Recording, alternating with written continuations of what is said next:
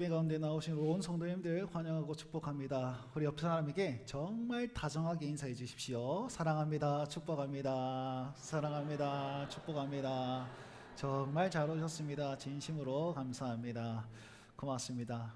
아이고, 제가 피드백을 들어보니까 오전 예배 설교를 잘 들으시는 것 같습니다. 그러면서 우리 다정하기로 했습니다 이렇게 얘기하는 사람이 너무 많고, 내가 다정함이 실천하기 위해서 안경 닦아줬습니다 이런 얘기도 해주시고, 정말 감사합니다. 그렇게 들어주시고, 저는 이제 준비하면서 너무 센 거 아닌가 이런 생각이 들어가지고 제가 좀 마음에 갈등이 많았었는데 그걸 잘 아름답게 이제 실천해 주셔서 진심으로 감사합니다.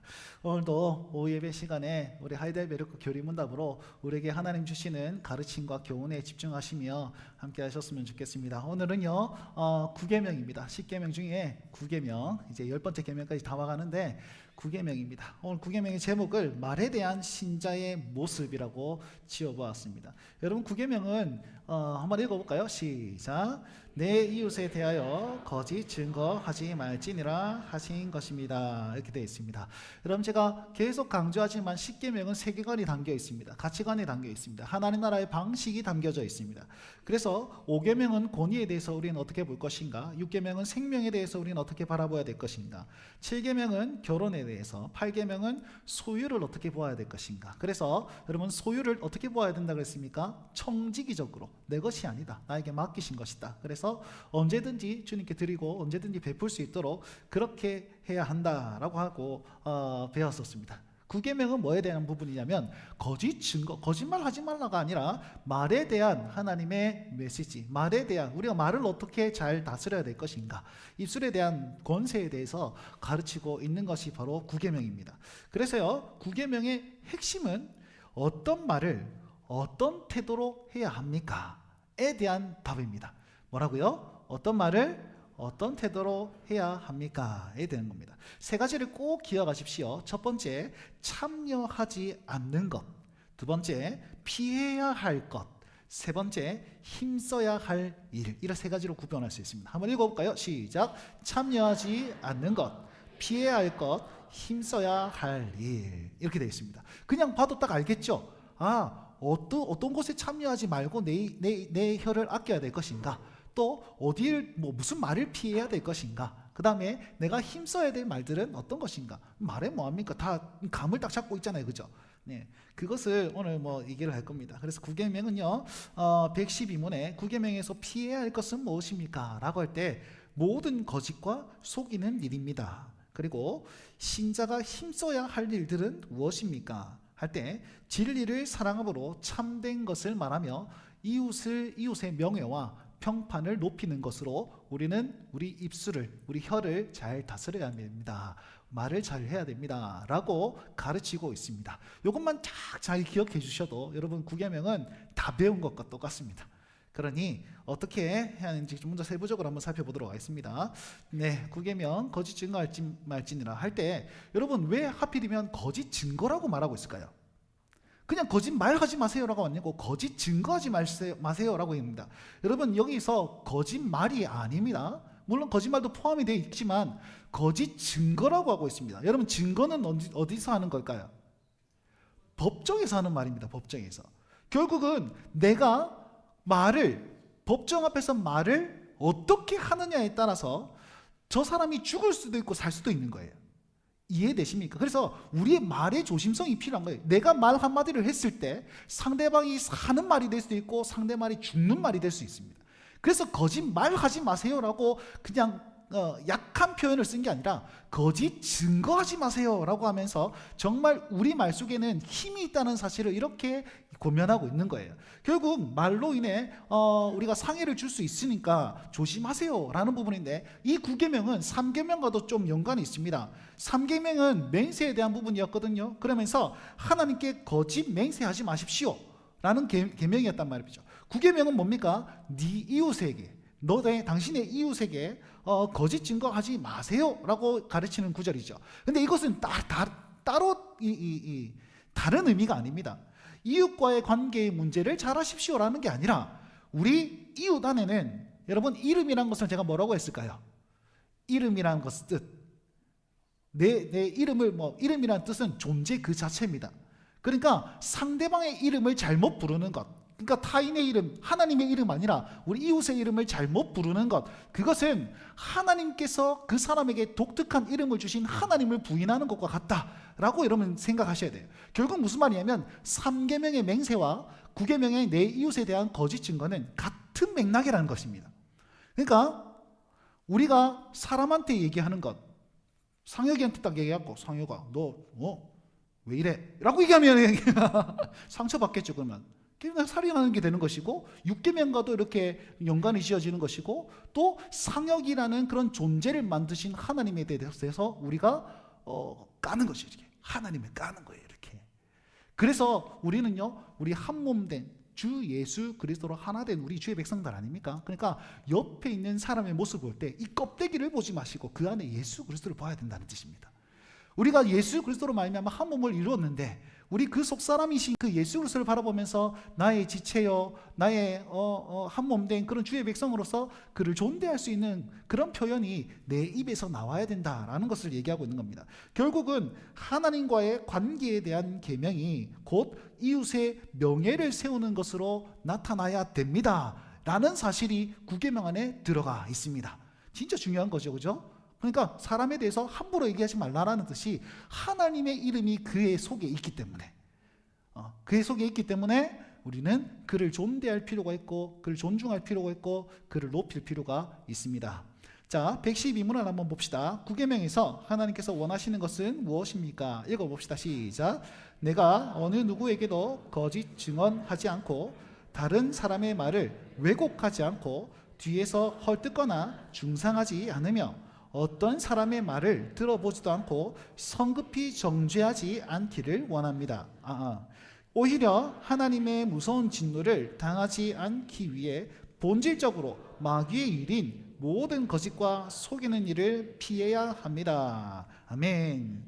자, 여기서 우리 하나님께서 원하시는 것은 무엇입니까? 라고 했을 때 거짓 증거하지 않는 것입니다 라고 했는데요, 여기 보시면 본질적으로 마귀의 일인 모든 거짓과 속이는 일을 피해야 합니다 이렇게 되어 있습니다. 그럼 마귀를 속이는 자라고 표현하고 있습니다. 성경에서는 속이는 자입니다. 그래서 마귀가 가장 잘 사용하는 것이 뭐냐? 혀입니다. 혀. 잠언서 말씀에도 그렇고 많은 성경에 보면 네 혀를 잘 간수하라 그럽니다. 왜요? 마귀가 속이는 자니까.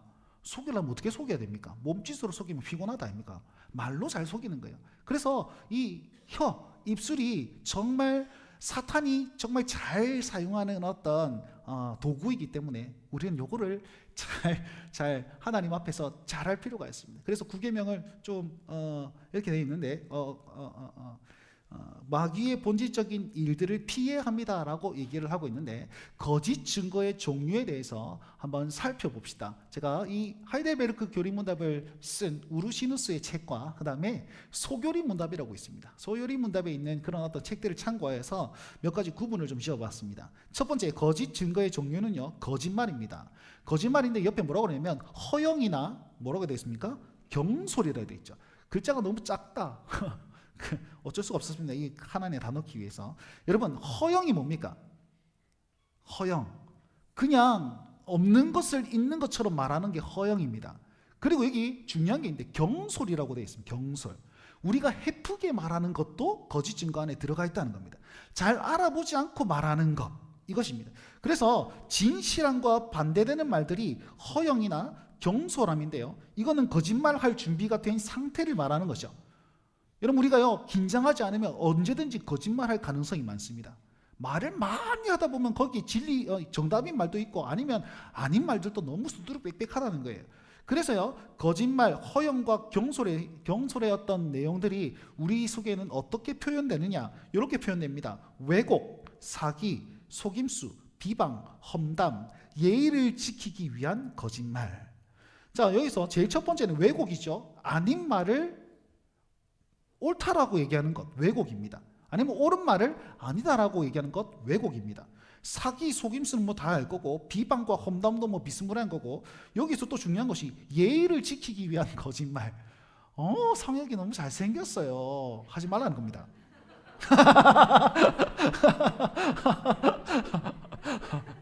네? 예의를 사랑합니다. 여러분, 예의를 지키기 위한 거짓말도 있잖아요. 어떻게 보면 거짓 증거, 거짓말, 허영과 경솔 안에 포함돼요. 제가 방금 경솔했습니다.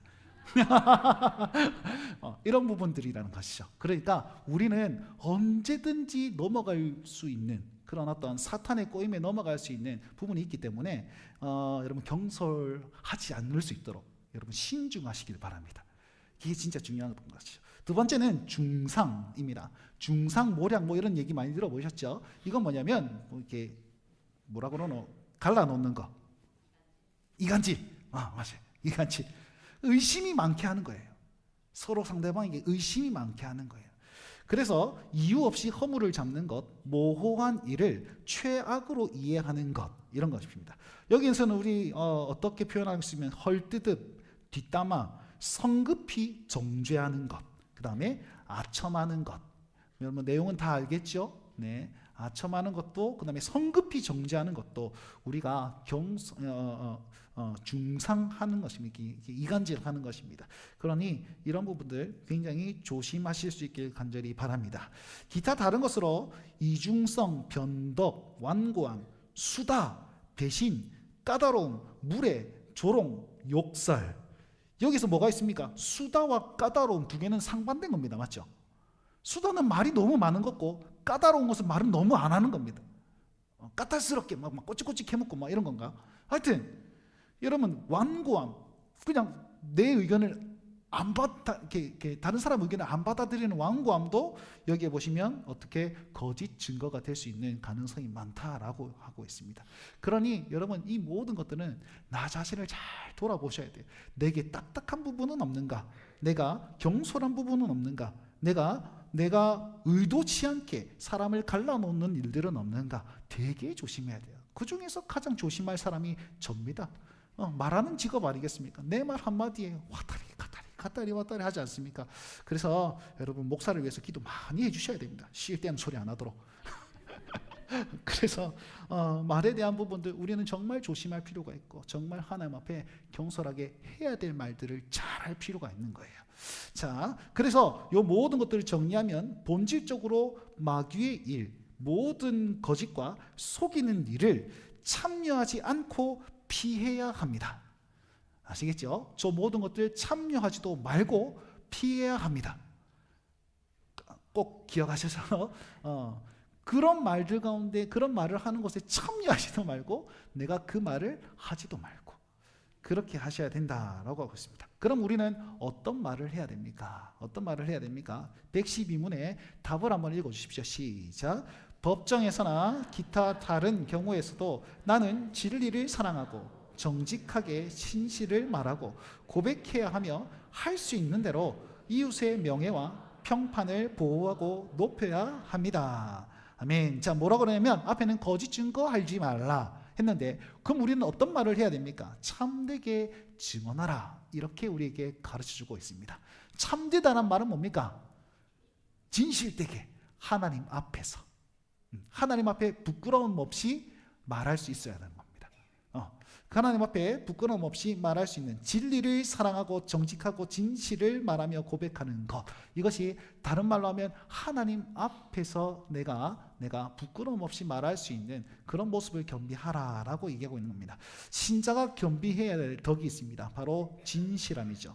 진실함은 참된 생각과 견해, 하나님의 영광과 이웃의 안전을 위해서 약속을 그대로 지키며 말과 행동에 속임이 없는 것. 말과 행동에 뭐가 없는 것? 속임이 없는 것. 이것이 진실함입니다. 그 다음 두 번째는 공정함입니다. 공정하라는 뜻은 치우치지 않는다는 뜻이겠죠. 바르고 정직한 자에게 호의로 대하는 덕, 어떤 의혹에서도 흔들리지 않는 것, 하나님 말씀 앞에 딱 바로 서서 흔들리지 않는 것, 이것이 공정함을 겸비해야만 합니다. 세 번째, 기타 다른 것들은 단순함, 일관성, 유순함, 과묵, 친절함, 이런 것들 진짜 하기 힘든 겁니다. 제일 하기 힘든 게 뭘까요? 과묵. 그거 다 안 해. 다 안 해. 말 안 하는 거 되게 힘듭니다, 여러분. 억울해도 말 안 하고 가만히 견디는 것 제일 힘든 겁니다. 그러니 제일 힘든 것 우리가 해야 되지 않겠습니까? 그래서 여러분 단순하고 일관성 있게 유순함을 가지고 마음의 유순함이 있으면 이것들을 다 끌어안을 수가 있습니다. 그래서 과묵하고 남에게는 친절할 수 있는 그런 어떤 덕을 겸비하시는 우리 모든 성도님들 되시길 바랍니다. 정리하자면 이렇습니다. 진리를 사랑하는 것, 정직, 진실을 말하는 것이고 법정이나 다른 모든 장소에서 이웃의 명예와 평판을 위해 우리는 힘써야만 합니다. 우리가 힘써야 될 일들은 이웃의 명예와 평판을 위해 진실하고 공정하고 나 자신을 잘 돌아보는 것, 그것이 참되게 증언하는 방법입니다. 결론적으로 얘기합니다. 신앙생활은 늘 진리와 거짓의 싸움입니다.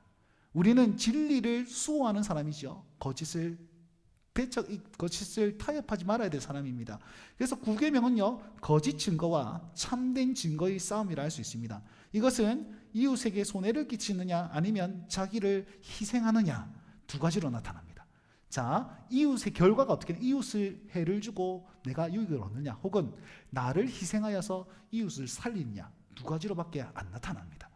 결국은 우리를 희생하여 남을 살리는 것, 오늘 오전에 예배 말씀에 다정함이라고 저는 그것을 표현했는데요. 그것이 말에 묻어나야 된다라는 것이죠. 그래서 구계명이 가르치는 신자의 가장 기본적인 행동들은 이웃에 대하여 좋게 말하는 것으로 정리할 수 있습니다. 자, 뭐라고요? 우리 어떻게 해야 된다고요? 시작. 이웃에 대해 네, 이것이 가장 중요하다는 사실을 기억하면서 여러분 모든 것 가운데 좋게 말하고 좋게 생각하고 좋게 보고 듣고 좋게 뭐고 그렇게 하셔서 우리 굿5 5개의 굿을 잘 행할 수 있는 우리 원성도들 되시길 주의 이름으로 축원드립니다.